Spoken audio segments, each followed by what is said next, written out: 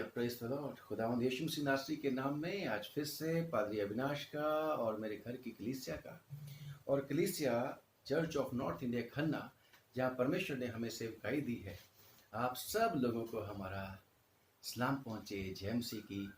और खुदावंद का शुक्र करते हैं कि परमेश्वर ने आपको भी ये योग्यता दी कि आपने इस वीडियो को ऑन किया है। आइए देखें भला आज परमेश्वर हमसे क्या बात करता है।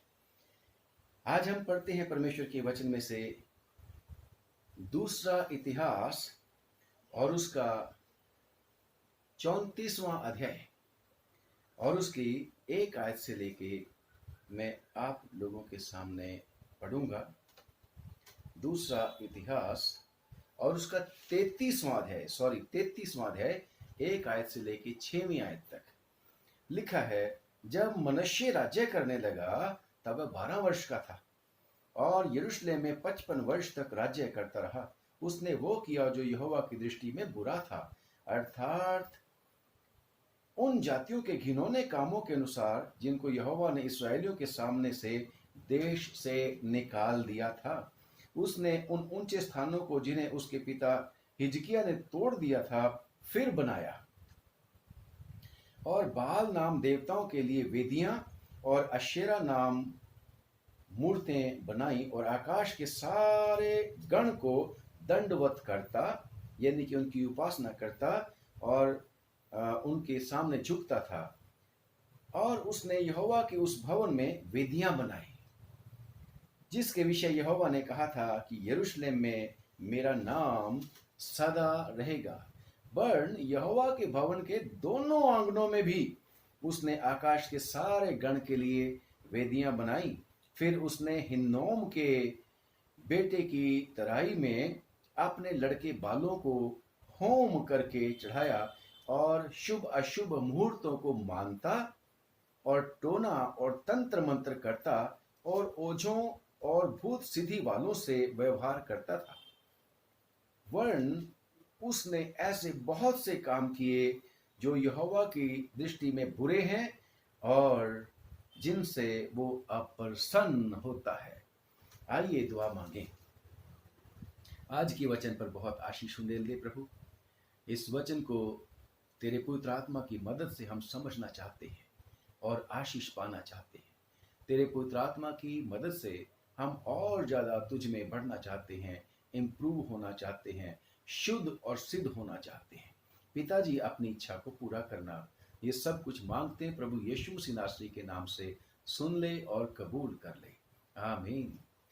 प्रियो, अभी जो वचन आपके सामने पढ़ा गया है, दूसरा इतिहास उसका 33वां बाब उसकी 1 से 6वीं आयत तक, इसमें एक ऐसे राजा की बात है जो खुदावन के एक ऐसे आदमी का बेटा था जिसकी उम्र को परमेश्वर ने बढ़ा दिया था। ऐसा धर्मी मनुष्य था और जो खुदा को कहता है, खुदावन याद कर ले खुदावन कि मैं जीवन भर तेरे सामने कैसी चाल चला हूं।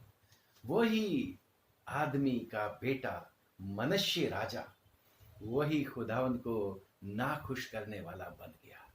आप और मैं तो परमेश्वर ने बड़ी दया करके बचाए हैं। मुझे और आपको भी परमेश्वर ने राजा बनाया है। हालेलुया। जब आप पतरस की चिट्ठी पढ़ते हैं कि उसने हमें भी परमेश्वर के राज पदाधिकारी बनाया है। और जब एक वर्जन है इंग्लिश का, तो उसमें हम पढ़ते हैं बाइबल में, इसमें प्रकाशित वाक्य के पहले चैप्टर में ही, that he has made us kings. Yes, God has made us kings and our father is not Hiजकिय्याह, rather our father is God the Father, who is holy of the holiest in the heaven, and we are his children, we are the kings। हम राजा बनाए गए हैं, परंतु खुदावन का शुक्र करते हैं कि खुदावन हमारी अगुवाई करता रहता है। तो इस राजा की बात हम करते हैं जिसका नाम मनश्शे था और जिसके बारे में बताया गया है कि इसने इतना ज्यादा बुरा काम किया कि लोगों को भी भटका दिया, लोगों को भी उसने जबरदस्ती मूर्ति पूजा करवाई जो प्रजा के लोग उसको दिए गए थे। और परंतु खुदा का शुक्र करते हैं कि जब उसको परमेश्वर ने ताड़ना दी तो उसने मान लिया और वो परमेश्वर की ओर फिर गया और परमेश्वर ने उसको आशीष दी। तो क्या चीजें थी इसने जो की थी?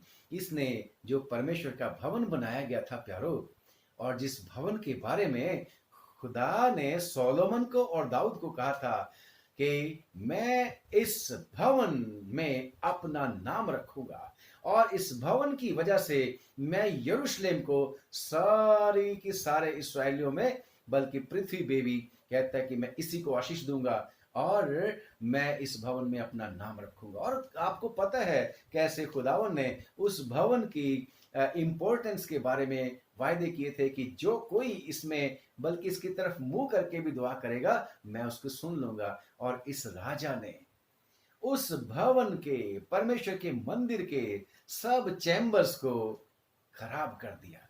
परमेश्वर के भवन में भी दोनों अलंगों पर, यानी कि दोनों तरफ, वेदी के दोनों तरफ उसने मूर्तियां बना दी। इतना ही नहीं, उसने जो बाहर आंगन था अन्य जातियों के लिए बनाया गया था, वहां पर अन्य जाति लोग भी आकर उपासना किया करते थे, उसमें भी तारागण की मूर्तियां बना दी और इसने परमेश्वर के भवन को अशुद्ध कर दिया, अपवित्र कर दिया। और यहां तक इतना ही नहीं, बल्कि इसने क्या किया, इसने अपने लड़के बालों को भी जो खुदावन ने उनको दिए थे, उनको जो गिफ्ट खुदा ने उनको दी थी, बजाय उनको खुदा के लिए तैयार करने के, उसने उनको भी आग में जलाकर होम कर दिया, जिसके लिए खुदा ने कभी भी परमिशन नहीं दी। कभी भी परमेश्वर ने नहीं कहा कि ऐसा काम तुमने करना है।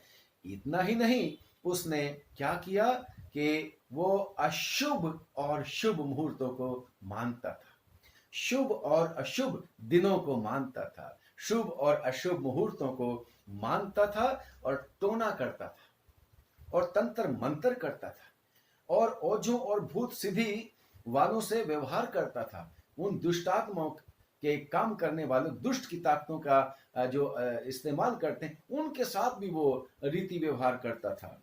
और लिखा है कि खुदावन जो था उसके ऐसे बुरे बुरे कामों से नाखुश हो गया। और जब नाखुश हो गया तो खुदावन ने ऐसा किया कि उसको बैरियों के, दुष्ट के, यानी कि जो उसकी दृष्टि में, यानी कि जो उसके बैरी थे, उसके विरोधी थे, उनके बस में कर दिया।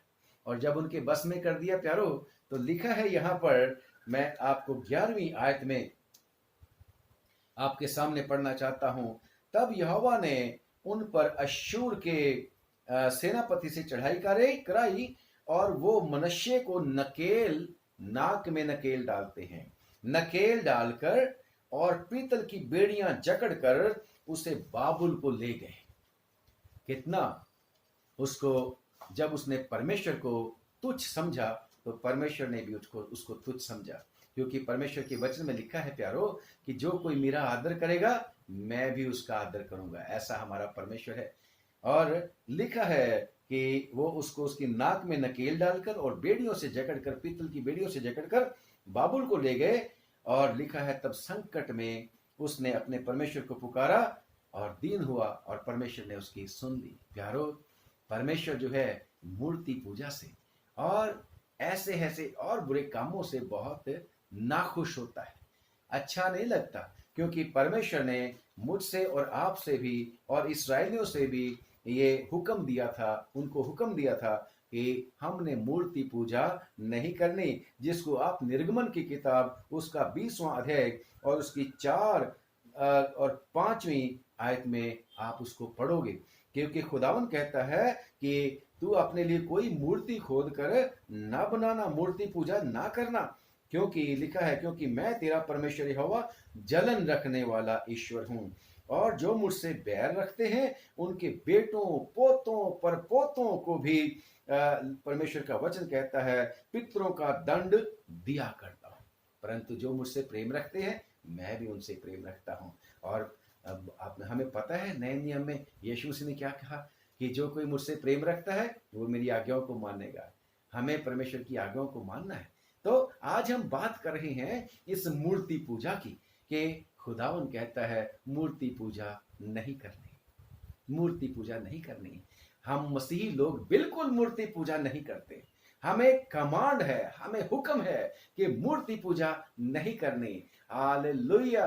हम जीवते परमेश्वर को उपासना करते हैं, जीवते परमेश्वर को उपासना करते हैं। वो परमेश्वर हमेशा हमारे साथ रहता है।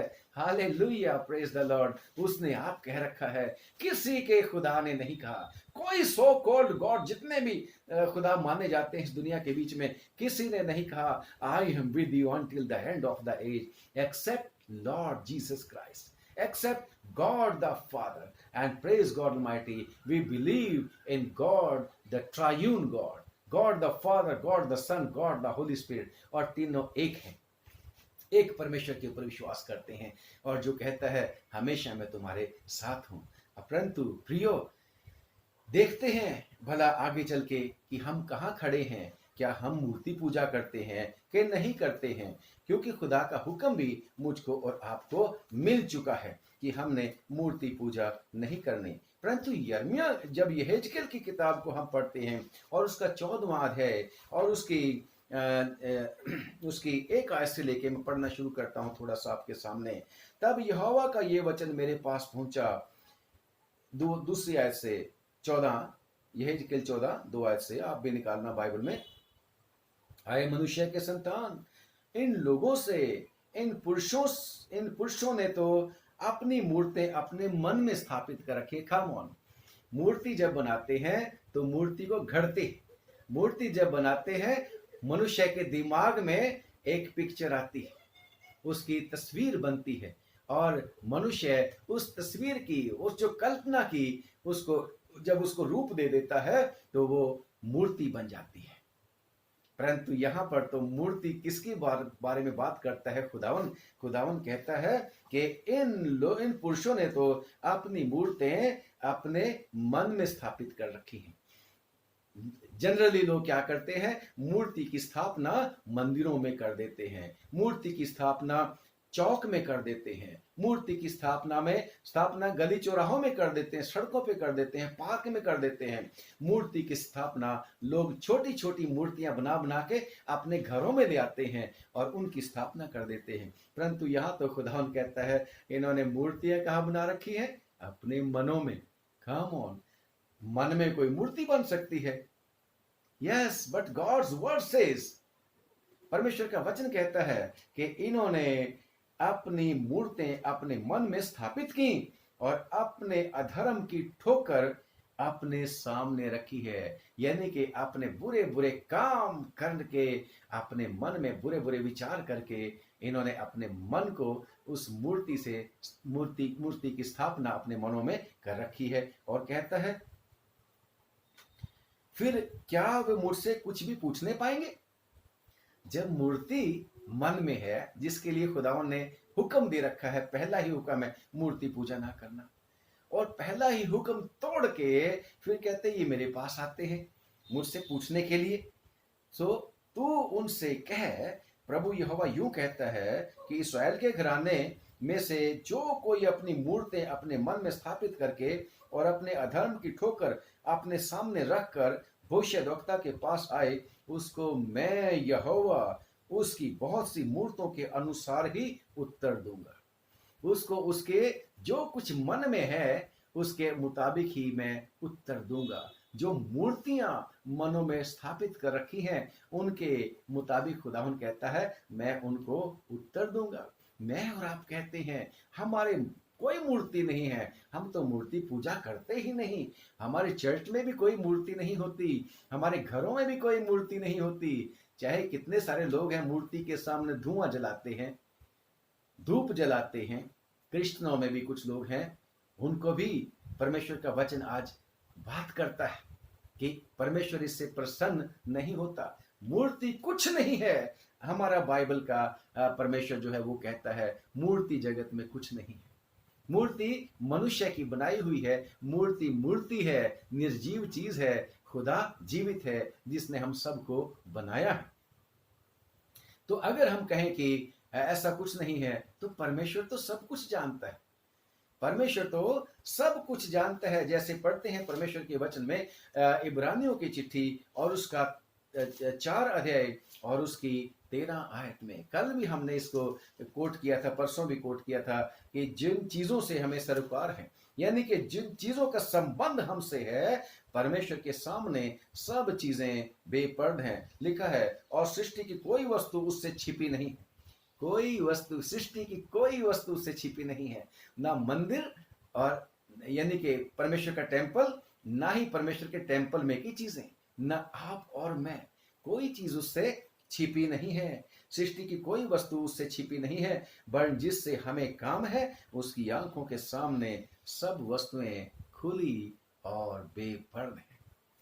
परमेश्वर के वचन में रोमियो की चिट्ठी 8 की 26 और 27 में जब हम पवित्र आत्मा के मदद के बारे में हम बात करते हैं, उसकी मदद के लिए हम मांग के हम प्रार्थना करते हैं, तो वहां पर लिखा है परमेश्वर का वचन, क्योंकि परमेश्वर का पवित्र आत्मा सबके मनों को जांचता है, वो मुझे और आपको जांचता है। उसके सामने मेरे और आपके दिल के विचार खुले हुए हैं, सब कुछ वो जानता है।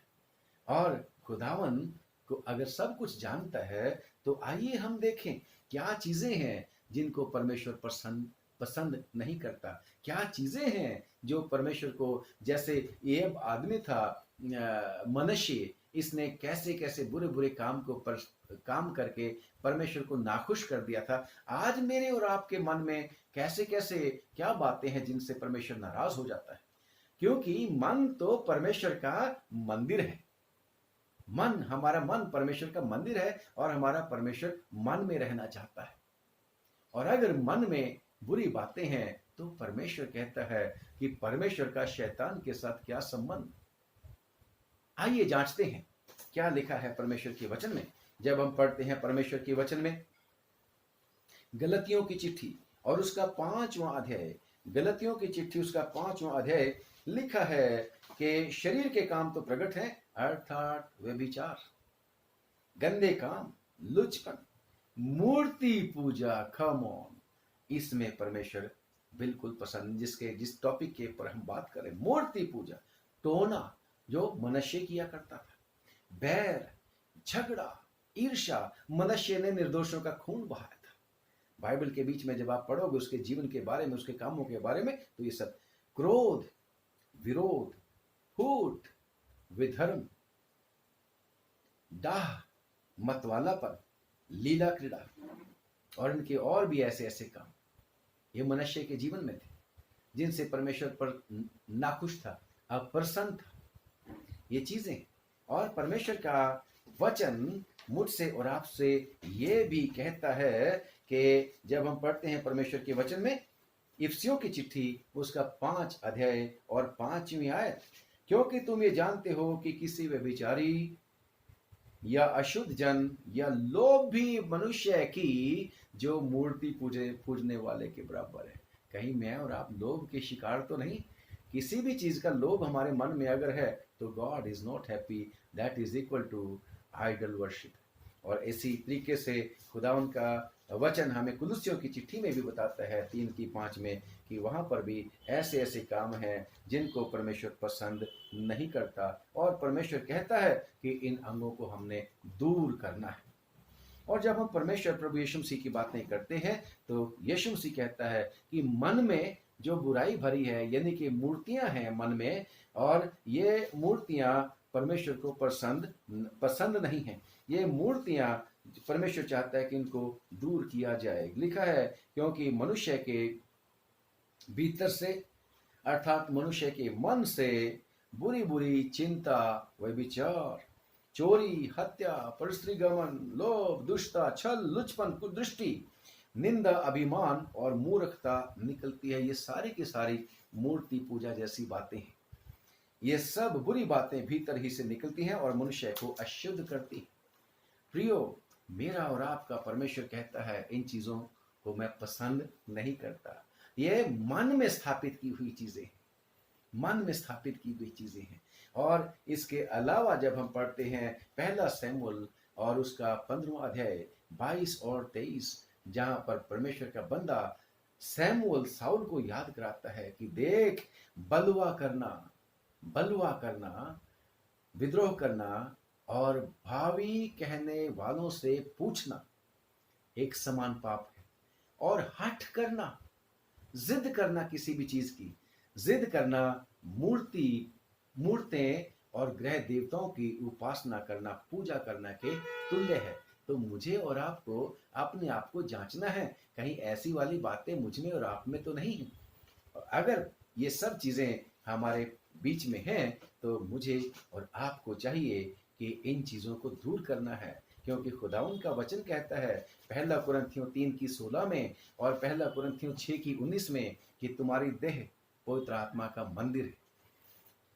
मैं और आप जो हैं परमेश्वर के मंदिर है, और अगर हम में ऐसी वाली चीजें हैं तो परमेश्वर चाहता है कि हम इनको दूर कर दें, इनको दूर कर दें। और लिखा है परमेश्वर के वचन में, इसने परमेश्वर को पुकारा, मनुष्य ने। हमारी जो रीडिंग है उस रीडिंग के मुताबिक लिखा है, तब संकट में पड़कर वो अपने परमेश्वर यहोवा को मनाने लगा। हालेलुया। यहोवा को मानने लगा और अपने पूर्वजों के परमेश्वर के सामने बहुत दीन और नम्र हुआ और उससे प्रार्थना करी। मुझे और आपको भी अगर ऐसी वाली बातें हम में हैं, अगर नहीं है तो वेरी गुड, बहुत अच्छी बात है, फिर भी हमें प्रार्थना करने की आवश्यकता है कि जिस तरीके से मनुष्य ने प्रार्थना की और परमेश्वर के सामने नम्र और दीन हुआ, लिखा है 13वीं आयत में कि तब परमेश्वर ने उससे प्रसन्न होकर उसकी विनती सुनी और उसको यरूशलेम में पहुंचाकर उसका राज्य लौटा दिया।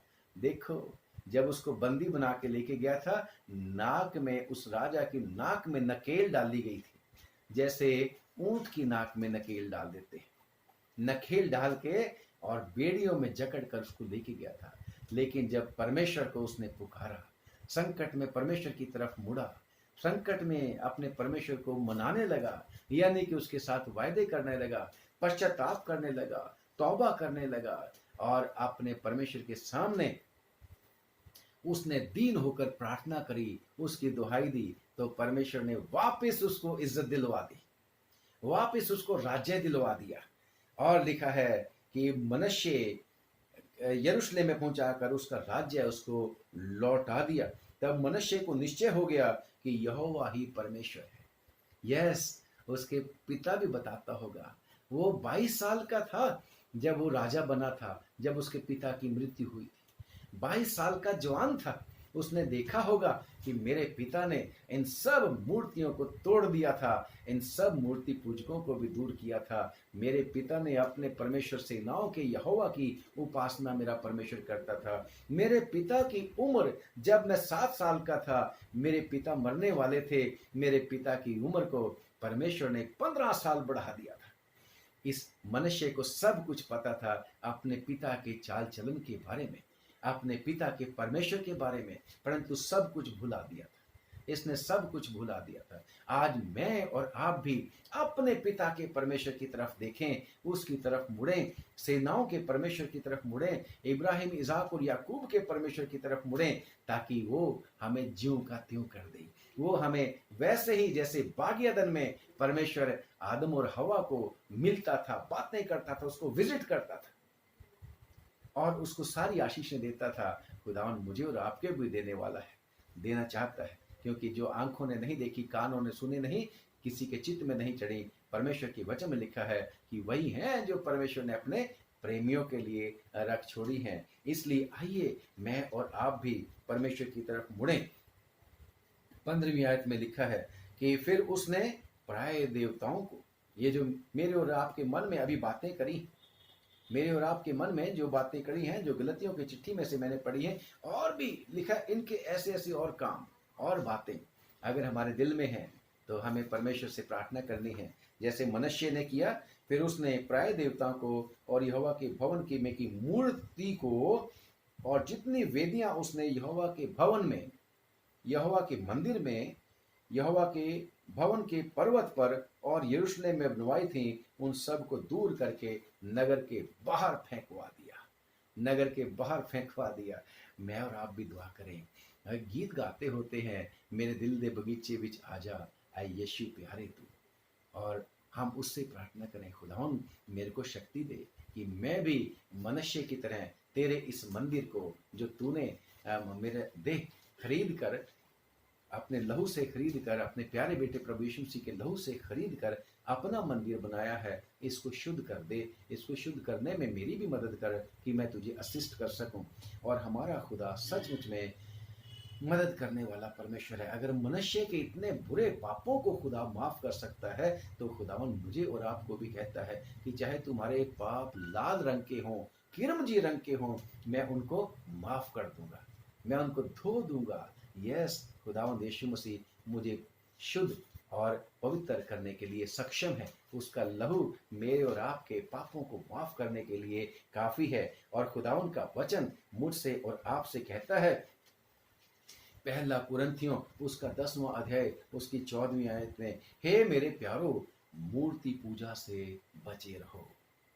जितनी भी मूर्तियां, जैसे हिजकेल की किताब में लिखा है कि इन्होंने अपनी मूर्तियां अपने मनों में स्थापित कर रखी हैं, खुदावन कहता है मूर्ति पूजा से बचे रहो। हे बाको अपने आप को मूर्तों से बचाए रखो। पहला यूहन्ना 5:21 में हम इस बात को पढ़ते हैं।